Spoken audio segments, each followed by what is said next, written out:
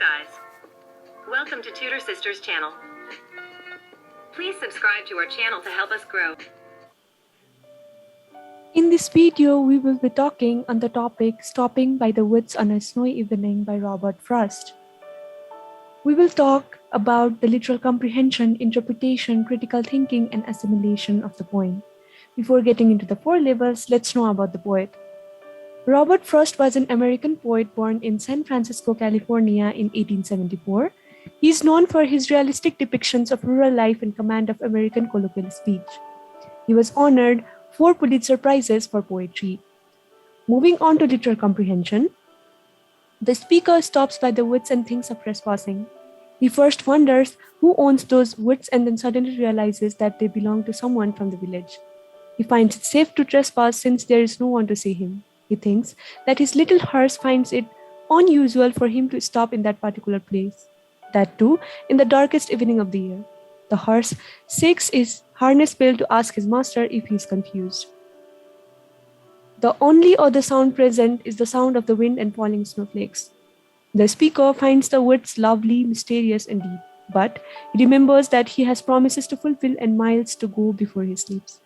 Moving on to interpretation, the poem seems to be trying to aware us about the serene beauty of nature and how captivating it is. Moreover, it also hints at the human nature of being lost in momentary happiness and completely forgetting about the responsibilities. The poem concentrates on the main theme that a person should always aim that strives towards the destination and not be diverted by anything in the way.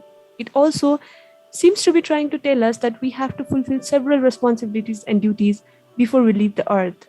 We should be focused on the promises we make and responsibilities we have been entrusted with, because we all are mortals.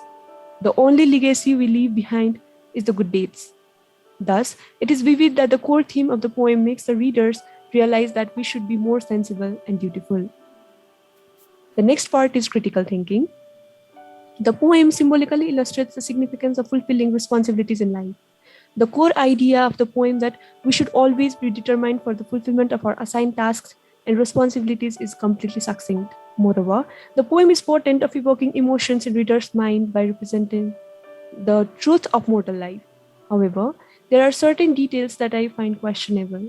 The poem asserts on responsibility even by ignoring all the happiness and bliss. Wouldn't life become humdrum and dreary if we solely emphasize duties?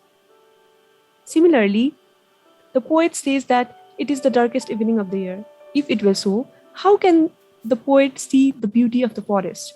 Also, how can a horse be rational enough to know about the place and the weather? Nevertheless, the poem is a magnificent piece of art that beholds an important lesson. The last part is assimilation. After reading this poem, I came to realize that the only way of making our life purposeful and worthwhile is by doing good while we are still alive.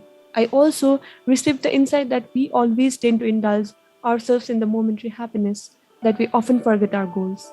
In addition to it, I also became aware of the fact that there will be so much hindrances and disturbances on our way.